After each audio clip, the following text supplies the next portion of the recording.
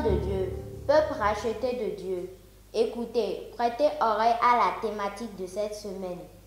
Éternel, par ta lumière, nous voyons la lumière, discernons la volonté de Dieu. Le troisième texte de la thématique se trouve dans le livre de Matthieu, en son chapitre 4, du 15e au 16e verset. Matthieu 4, 15 à 16. Analysons la parole de Dieu. Matthieu 4, 15 à 16.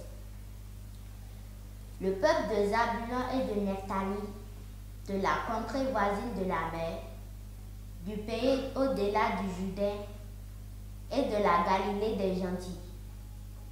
Ce peuple assis dans les ténèbres a vu une grande lumière.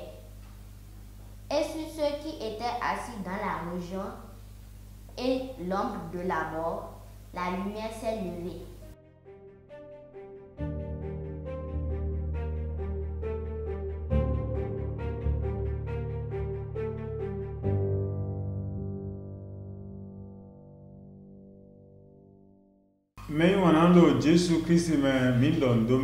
Bien-aimés en Seigneur Jésus-Christ, recevez nos salutations fraternelles.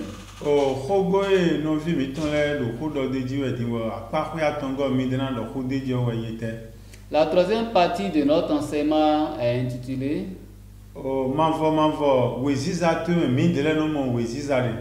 Éternel, par ta lumière, nous voyons la lumière.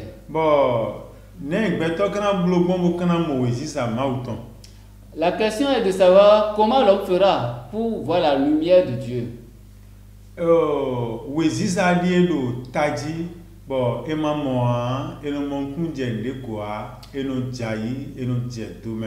La lumière est si importante que sans elle, on ne peut rien. On tombe dans le trou de l'ignorance. La lumière est alors salutaire pour l'homme.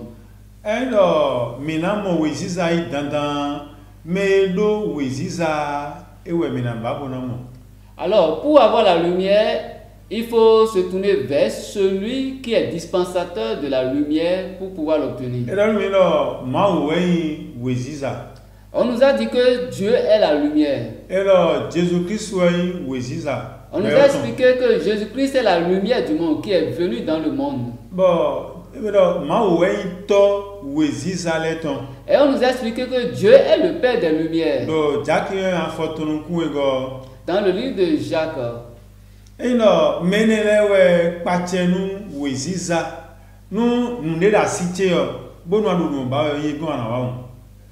Alors, si tel est le cas, alors il faut se tourner vers celui qui possède la lumière pour pouvoir la recevoir.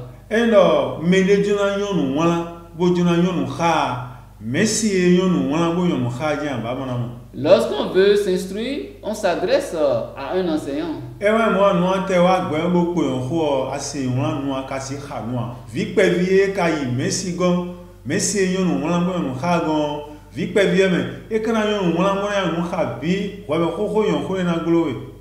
Autrement, tu vas rester dans l'ignorance. Donc,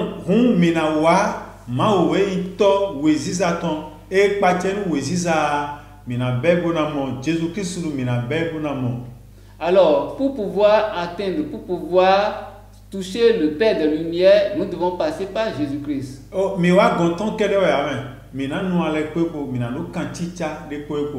Et ça ne suffit pas seulement de venir à Jésus-Christ, mais établir un lien par Jésus-Christ avec le Père.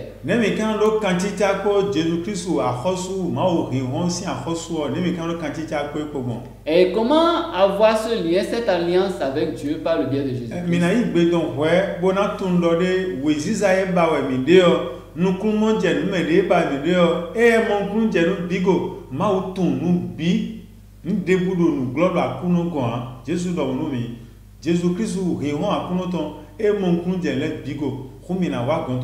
C'est d'abord en l'acceptant de tout cœur.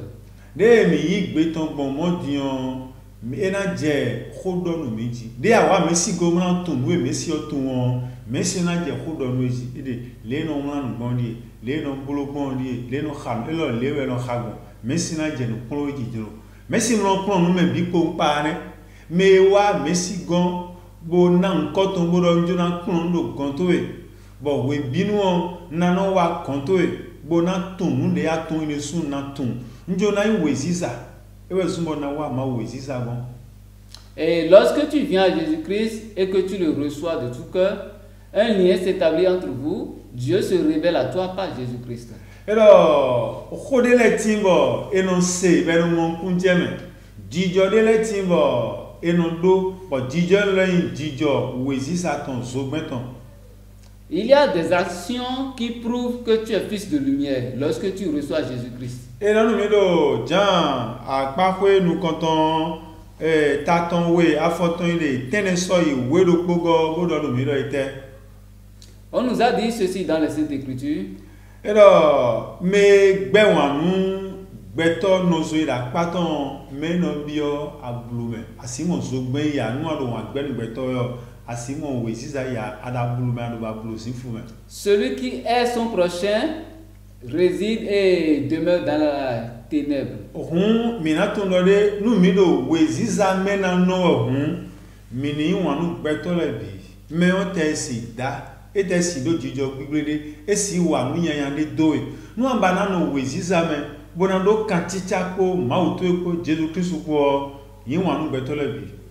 Lorsque tu veux alors rester, demeurer dans la lumière de ton Père, il te faudrait, toi qui as Jésus-Christ, il te faudrait aimer tout le monde, pardonner, aimer tous les hommes.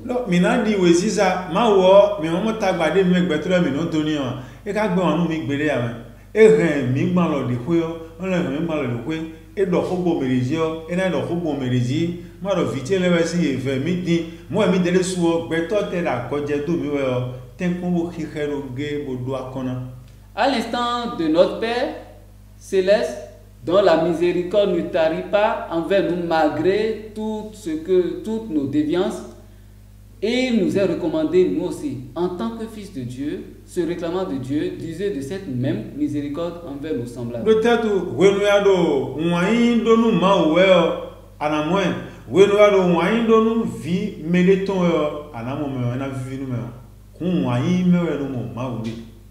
Par l'amour, tu as accès direct au trône de la grâce.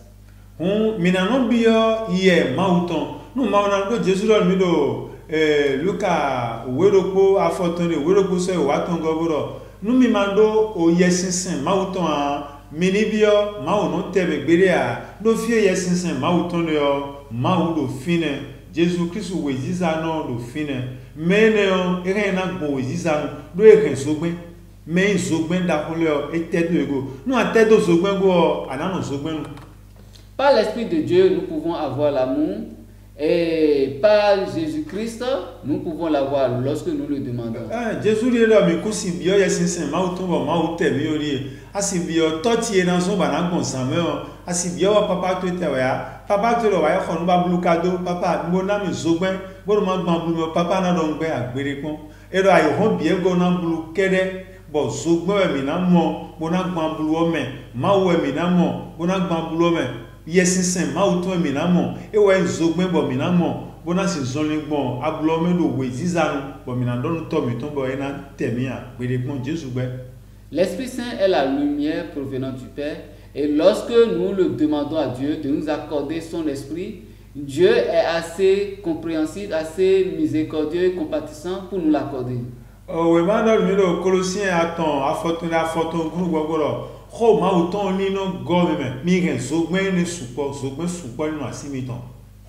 Et la parole nous recommande que l'Esprit de Dieu, que la parole de Dieu abonde en nous.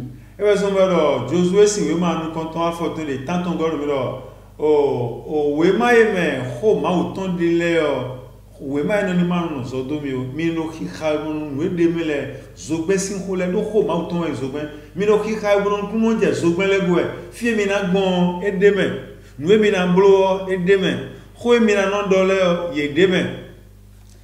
C'est pourquoi il nous est recommandé dans Josué 1:8 de nous attacher au livre de la parole parce qu'elle renferme tout ce dont nous avons besoin à tous égards sur cette terre. Et nous avons kantichako o mao o Jésus Christ yesinsin mauton he hono bo khoindo edele eno ede suno do ala gonu me bon khole jiwe do o Jésus Christ wo lengbo into lengbo no yede ya lengbo into weno lengbo wenu Jésus he hon lengbo into ra panu yo fia na gbona je di do nuji.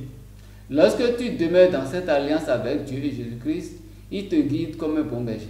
Le don mi do me maman Jésus-Christ il do gbesan to me maman yesinsen ma uton ya me ne kan liwe e no wa nu di kan li lo. Celui qui ne reçoit pas Jésus-Christ, c'est comme un homme qui vit encore à l'état sauvage en marge de la société. Ene me no wa kan no me ablu me we de mo zogben a yesinsen ma uton zogben e mo ablu sinu kere blu we. Un tel homme est encore dans les ténèbres et n'a pas encore vu la lumière. E ka mi kan zogben o ne mi kan tun gboro le zogben we me lo yin e no zogben jete do ablu me o e no ba ablu po e te we ka yan ablu mi tun zogben di mo tun me le o ma we zogben Kristu zogben bo mi ka mo we zai ne inu bo ne kan tun bo mi ko do pede ele po mi la bo gona. Comment savoir qu'on est fils de lumière? Wenu e ablu do fide bo me ren zogben je fio e no ba ablu ko si fio. On se rend compte, on a la confirmation, la preuve, la certitude des fils de lumière lorsqu'on vient quelque part et que les ténèbres, l'obscurité s'enfuient devant nous. Et mon nous mimori Daniel 2 mais Daniel mon mimori et le mi amo awon yan de bo e flexing soloji alors de bude ko wa be jete do ai kun gbanji wo na awon yan jete do ai kun gbanji o e mo bo ti o de lote bo ti o de mo lote o e kwa fonu bo ti o bo ti o gba bo hanya bo li kaka bo je poro afitutun o je won dare me bo ba bo ti o afitutun e ba pipo e ba bo ti o ko si fun. Dans le livre de Daniel, il nous a été fait part d'une vision d'une statue qui a été réduite en poussière par une pierre qui s'est déplacée sans aucun secours. Oh, soeji awuyan gosion ma wen so awuyan Jésus-Christ wen awuyan bochi o wezizane me so po awuyan ko wezizane de ye je awuyan gosin so jibo jete o e ba bochi o ko bochi o awo view Satan we nu yanya we e no ba bi ko si fine nu Jésus jete ro fire o. Cette pierre qui s'est détachée d'une montagne pour renverser et réduire en poussière la statue, cette pierre c'est Jésus-Christ et la montagne de laquelle elle s'est détachée, c'est le Père, c'est notre Dieu. L'idole, la statue représente Satan et son royaume qui sont détruits à l'apparition du Fils de Dieu. Donc, azole le timboyi o ablusian so do Ephésiens ton afotun woro kogo me we si sa sin vile o eno mo ablusian so do ye na eno mo wa gbe ajo aga eno mo do ye na eno mo do me lo e mo we sai mo so gbe nu bo nu yan le mi so ma blu de blu fina. Ceux qui sont fils de lumière, on se rend compte de leur identité dans les assemblées par les actes qu'ils posent. Lorsqu'on ne voit pas des œuvres des ténèbres dans leurs mains, c'est-à-dire le mensonge, la haine, la discorde, la débauche, la fornication et tout ce qui ne glorifie pas le nom de Dieu. Et voilà, dès le Jésus-Christ jete do fideo et tele wa kono ba ko sin fio zogben Christ we zogben jete fideo eno ba ovipo gbigbo ma wele eno ba yepo azon eno ba yepo ku eno ba yepo Jésus ku obi oku to me ku ro don la ye fun gidi wa we jide be do we jide le o no me la son je no Jésus je finu galo no de gbe to asun be no yi no fi amowe sisa inu gbodo wa fide we jete do we le suta won we o ba ko do we me a no ma bi o fide eno ba o vipo a gbigbo ma wele eno ba epo a azon le eno ba epo eno ba ku poro fi abi o a fi mi na tun lo we sa sin view eno la mo we sa inu gbodo o dem. Alors, lorsque la lumière apparaît, les ténèbres disparaissent. Et lorsque, en tant qu'enfant de Dieu, fils de lumière, tu apparais dans l'assemblée, dans le monde, il faudrait qu'on puisse constater cela aux œuvres de tes mains. Ayi klisan bo vi wezisa ton klisan wezisa gbeoton a jete do file bo gbigbo le ko ra gundo do fine we bo papa ai mo wezisa ba do kwegbe ba o vile ko ra gundo kwegbe papa mo wi won de ya we so bulu we papa le so bulu ko jite ko so bulu we si ba bulu ija bulu me on Lorsque tu te réclames de la lumière et que tu apparais dans un lieu où règnent les ténèbres et que cela ne meut même pas les ténèbres, que ça ne dit rien aux hommes, alors il est que soit poussé. Tu n'as pas véritablement reçu la lumière. Wekpo azeto kporo kpo nugbo azeto dime nugbo azeto zinfluwe bo weme Christian akan weziza bo yeme weziza na jete bio file bo azeto ibe ma no fena okun wekpo azeto ko bien lopo me be ambu. Lorsque ta présence ne dispose pas l'enchanteur, le sorcier, le magicien, alors il faudrait se poser encore des questions sur ton identité. No wenu Christian le su jete do file no azeto fero nsi no fia Christian le su jete do file edegbe azono hon Jésus jawe ko Jésus okenwa bo gbigbo ma wele ra kwa do eboro ovi ma uton vida ga go si amana jo mi do abero ni amaka odo kuru mi tene bedo zugben jawe ya zugben jawe abule bi ono be kesi do e wa do esi no tia ayi zugben gbonu ajete o e na ba bulupo abule ni kharuwe ne do na ba ko. En tant que véritable fils de lumière, tu dois savoir que la force qui émane de toi doit ébranler le royaume des ténèbres. Si le contraire se pose, alors il y a problème.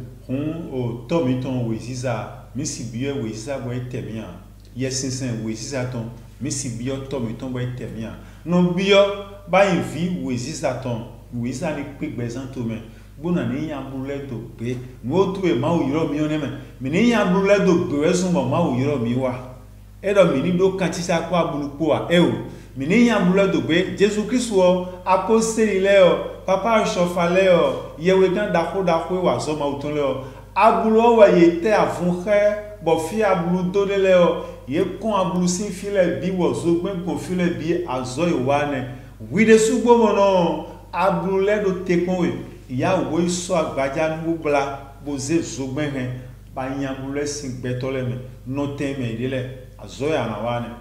Alors, si tu n'as pas encore reçu la lumière, bien-aimé, nous te supplions, tourne-toi vers le Père des Lumières, lui qui la donne à profusion, et il t'encombrera pour que tu puisses mener à bien la tâche de missionnaire qui t'est confiée. Nous vous bénissons au nom de Jésus-Christ. Amen. Amen.